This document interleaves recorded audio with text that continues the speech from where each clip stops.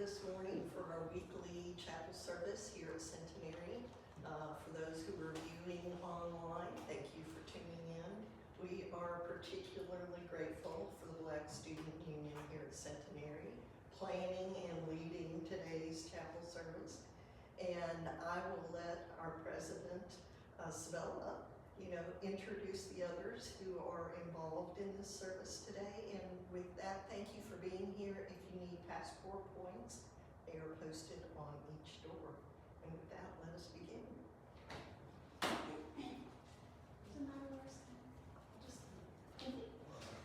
So I'll be doing the opening prayer. I didn't write it, I just kind of looked at some different prayers that I saw on, and this one kind of spoke to me, and I hope it also speaks to God. Everyone bow your heads. As we are gathered here today in friendship and community, taking a moment out of our busy lives to learn, share, and reflect on the insights, experiences, and wisdom of others, we are reminded of how blessed we all are. In the current world around us, there are many who suffer and face grave challenges. We stand in solidarity with them in compassion by practicing loving kindness to ourselves and all those around us. Let us pray the following in the name of all that is good. May we all be well, happy, and peaceful. May no harm come to us. May we all also have patience, courage, understanding, and determination to meet and overcome inevitable difficulties, problems, and failures in our life. May our parents, our teachers, and mentors, our friends, and may all living beings across the world be well, happy, and peaceful. May no harm come to them. May they also have patience, courage, understanding, and determination to meet and overcome inevitable difficulties, problems, and failures in life. Amen. Amen.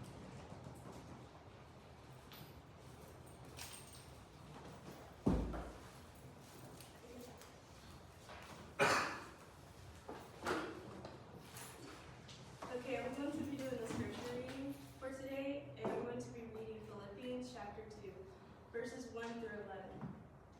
Imitating Christ's humility.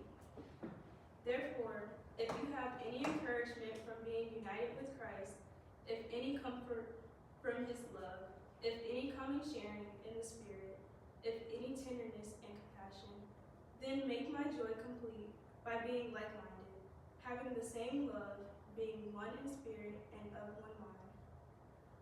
Do not out of selfish ambition or vain or conceit. Rather, in humility, value others above yourselves, not looking to your own interests, but each other, but each of you to the interest of the others. In your relationships with one another, have the same mindset as Christ, who being in the very nature of God, did not consider equality with God something to be used to his own advantages. Rather, he made himself nothing by taking the very nature of a servant, being made in human likeness. And being found in appearance as a man, he humbled himself by becoming obedient to death, even death on a cross. Therefore, God exalted him to the highest place and gave him the name that is above every name. That at any name of Jesus, every knee should bow in heaven and on earth and under the earth, and every tongue acknowledge that Jesus Christ is Lord, to the glory of God the Father. Okay, now Mr. Bob Blue will present his message for today. All right.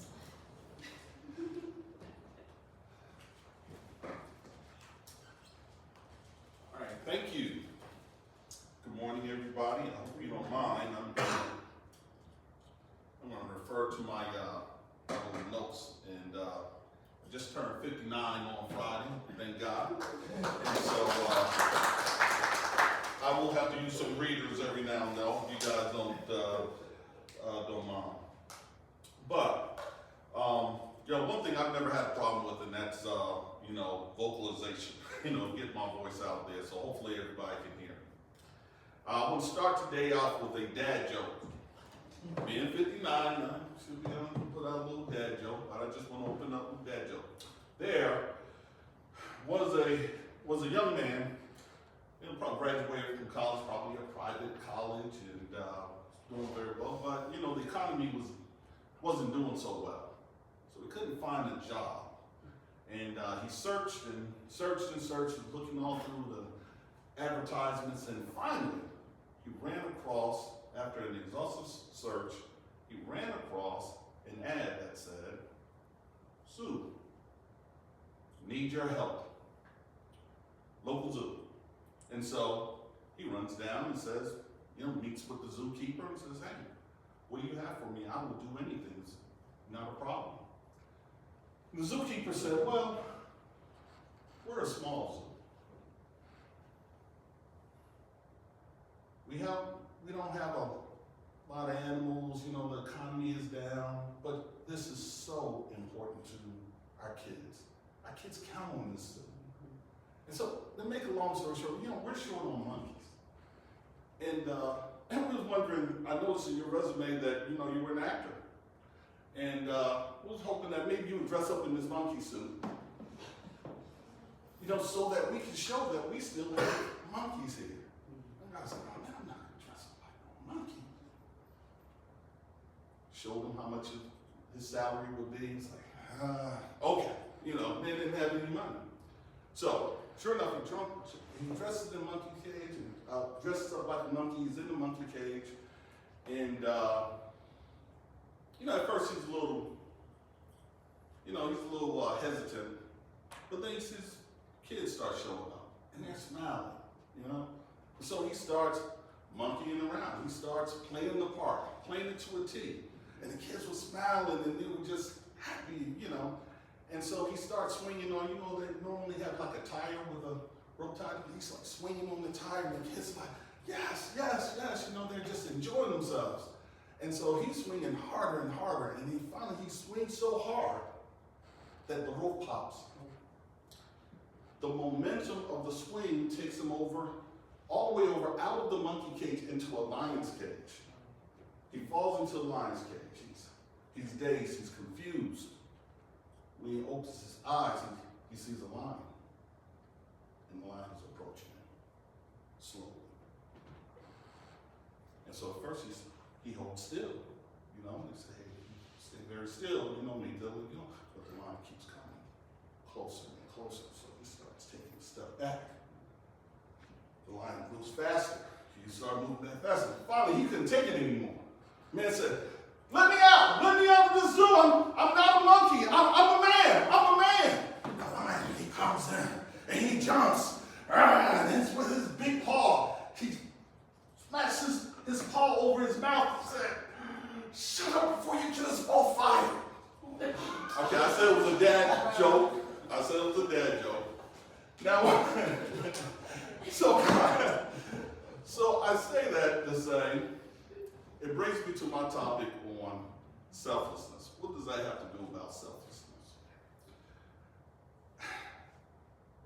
My personal story is that for the last maybe 20 years, I've been quietly disgruntled.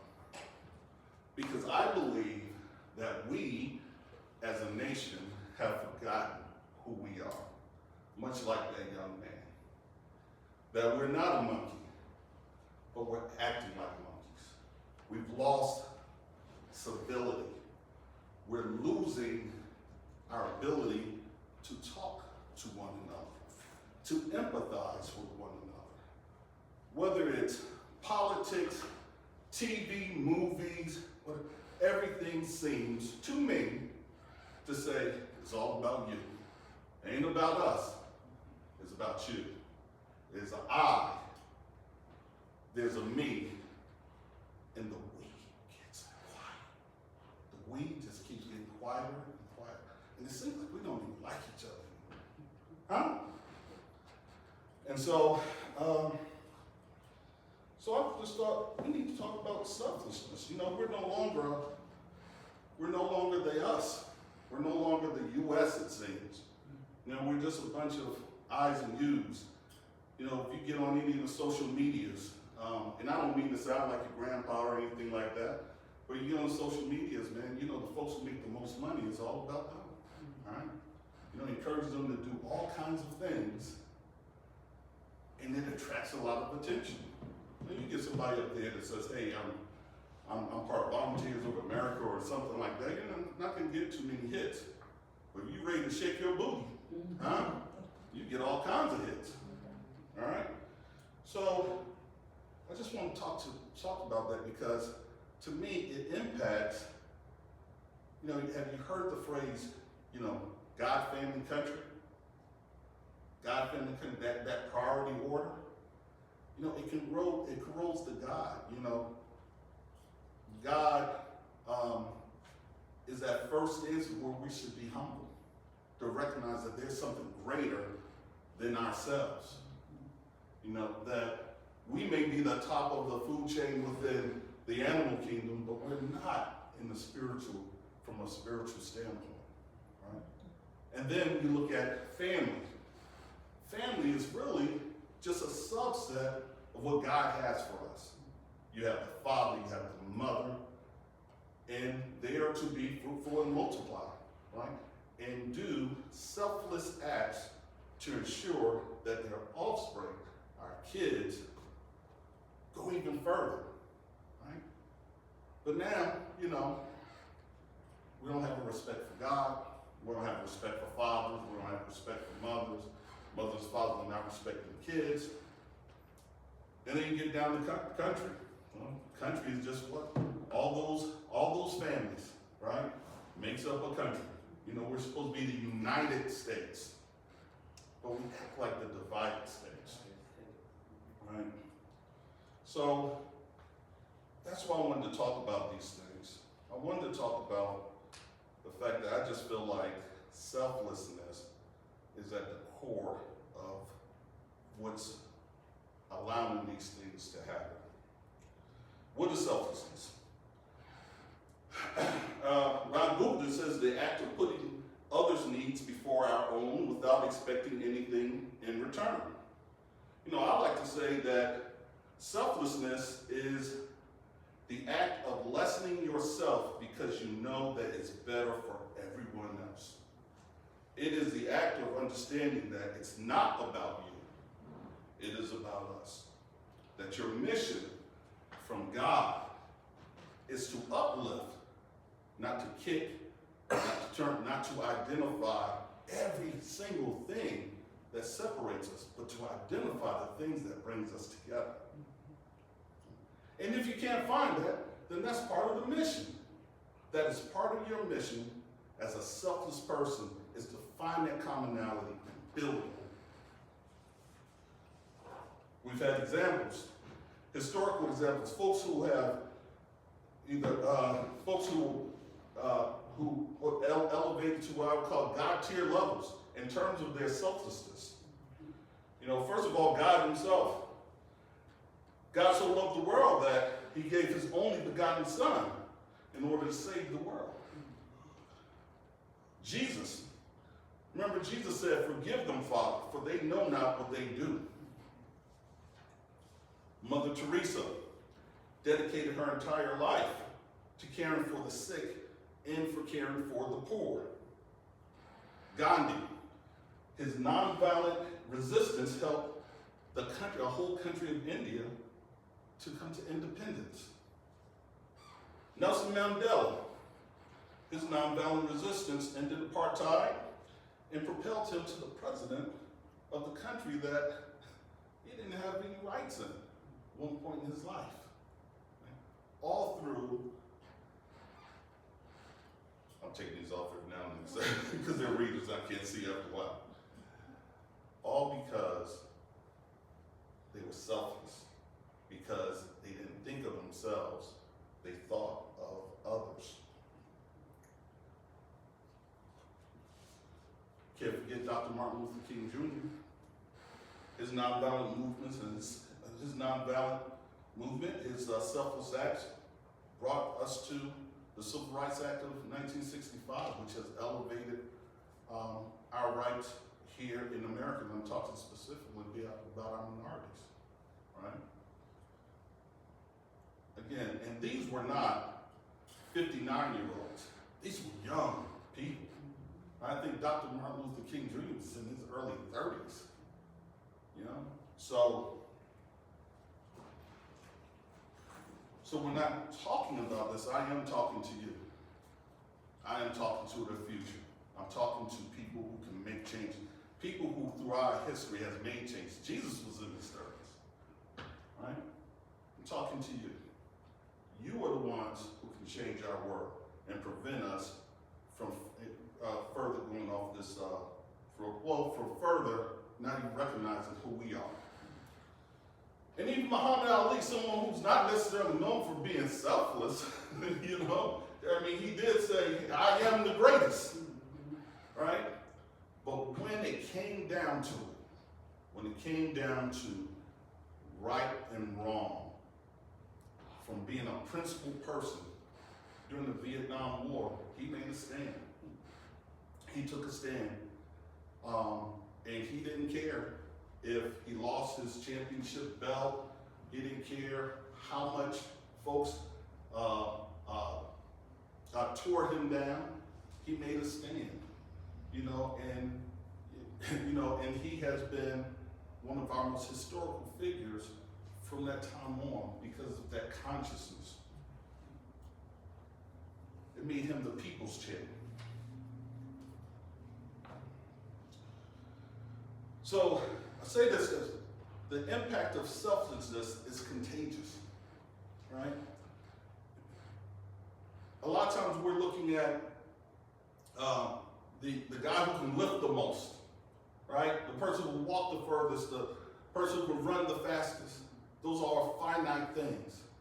But selfless acts last a lifetime, last a generation, last an eternity, right? It has an impact on both individuals, on the individual, on your communities, on your society. Folks, with selflessness, when you minimize yourself and raise everybody else up, it's contagious. It impacts everything. It makes you feel better as an individual. You know, take a moment to do something as simple as help an old lady across the street. Just see how it makes you feel, opposed to when you just get yourself across the street, all right? All right, and then multiply that by bigger things.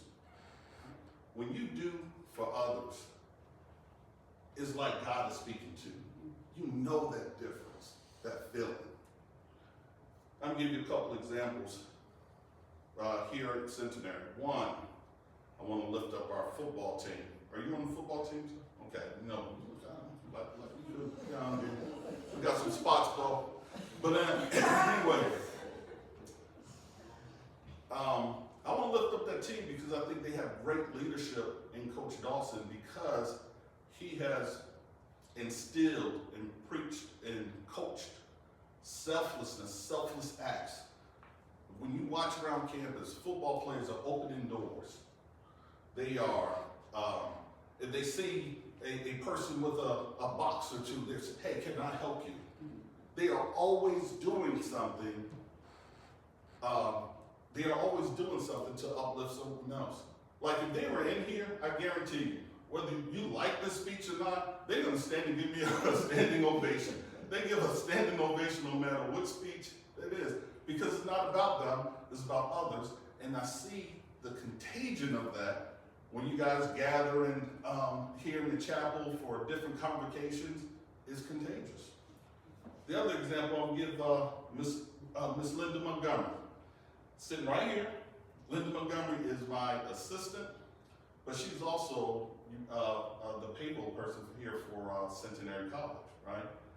Now, I get the pleasure every day of be reminded of selflessness, just how I see her work with our students, or any person. When they walk in, Linda stops what she's doing, and it's all about that student. It's all about, how can I help you? What can we do? Oh, well, okay, it's not this office, but let me take you over to this office. She will explain, like in case of maybe a financial aid, what the student is needing, etc., how that can be, how we can help them, and then she will follow up to make sure that you are straight. I've seen it time and time again. I've heard it, and I'm just like, it's amazing I have said many times, she's heard me say it, I've said it to the president, I said, I don't think anyone has a better customer service acumen because she leads with selflessness. So I get to see that every day, and I'm inspired by that. So, what are the ingredients? Or what are some characteristics that I have personally seen in folks who are selfless? The first thing is leadership. A selfless person is usually followed by others because you sense that. And people sense goodness, and people want to be a part of that or even emulate that. Leadership is a part of being selfless. Courage, right? Some people may think you're a cornball, right? You're always going out your way to help somebody else. Man, come on. They just putting on, or they just trying to get some recognition. Blah, blah, blah, blah. People can always say something. It takes courage to even do the simple things, not even the big things, but even the simple things, the simple acts of kindness sometimes take courage, because in the I world, we're worrying about what other people are thinking about us or going to say about us. Right? So it takes courage. So can you imagine how Dr. Martin Luther King Jr. felt when he basically said, I know I'm not going to get there with you guys. Huh? But I'm still showing up. You know, I have a hope. I have a prayer. I have a dream that all our kids will play together. They will not see all this ugliness. I may not get there with you to the mountaintop, but we're pressing forward. What kind of courage did that take?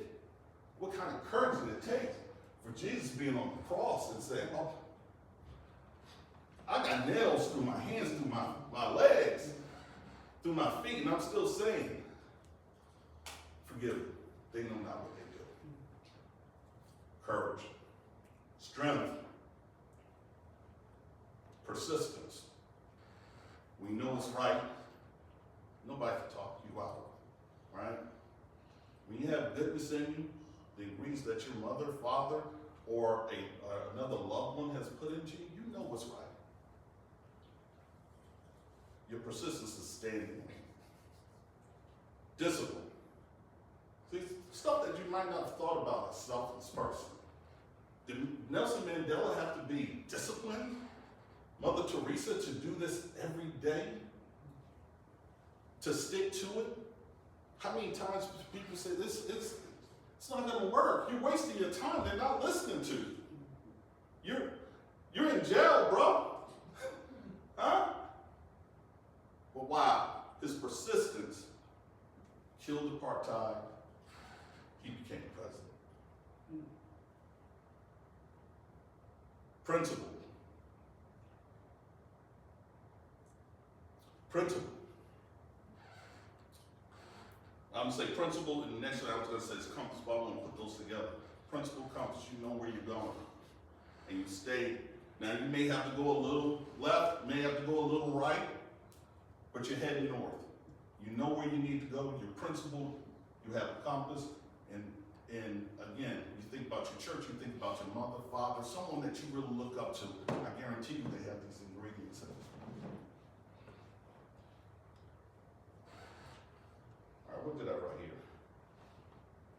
Oh, thick set of skin. You gotta have a thick set of skin, right? If there's goodness, there's some evil that's waiting to oppose it, right? You can't be knocked off your block so easy.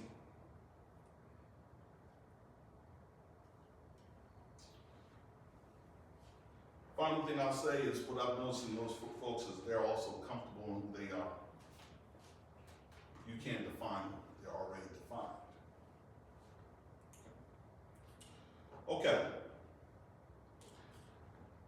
So I've talked about these ingredients, these characteristics that I have personally seen in folks that have a selfless nature. So how do we get on that? How do we get on that bandwagon? Is goodness there? Well, you are what you repeatedly do, right? So the first thing is that you need repetition of selflessness. So let's practice empathy, right? Empathy does not mean you have to agree. Empathy does not mean that you have to lessen yourself. Empathy does mean that you have to be an active listener, that you have to be able to put yourself in another person's shoes. You have to lessen yourself so that you can see what they say. Empathy equals dialogue equals love, in my view. The more you talk to someone, the more you get to know someone without judgment, you get to love that person, right? And when you love someone, guess what? You feel like there gotta be some way we can solve this, right? I care about you too much. We gotta be able to solve this. So practice empathy daily. Volunteer your time. I know a lot of you guys are doing that, so great on you. Perform random acts of kindness. Open doors, easy on the swears, Daily. Be mindful of others' needs. Be grateful. Lead by example. And then don't wait for somebody to criticize you. Be critical of your own actions. Do a daily log of, because you're not going to do it overnight. I'm not trying to raise the next Nelson Mandela. If I do, I remember, this start right here. But not trying to raise that. We don't have to have that. We just need folks. Centenary College has recruited you to be global citizens, right? Not Shreveport citizens, not United States citizens. You are that. But I'm saying the ability to go anywhere and be able to perform and do well. In order to do that, you gotta be less of you, right? You gotta have enough space to bring other ideas, thoughts, and stuff in for consideration, right? Don't worry, they'll have the door open for you, you pass your information on as well, right? So, you're at a college that's teaching leadership, giving you the ability, leadership, giving you the ability to be in organizations, to develop things, to manage your time. Don't forget the most important thing, and I say that's selflessness, right? Because all those other good things that comes out, love, kindness, all that, it starts with selflessness. That's your foundation. Let's build that foundation. Let's do that for God. Let's do that for each other. That's all I got, folks.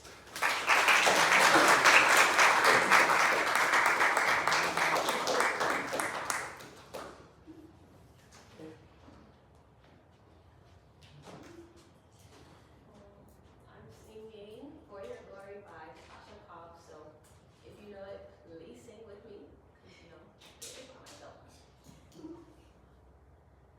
Lord, if I find favor in your sight,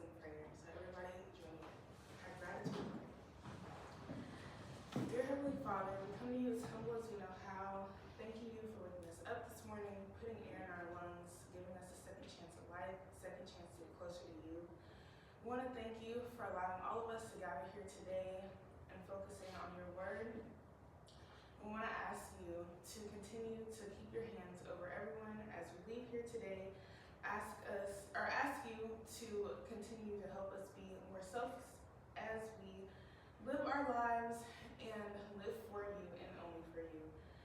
Also, as every student in here prepares for prep week and for finals, I ask that you relieve any stress, anxiety, worry, or doubt that they may have.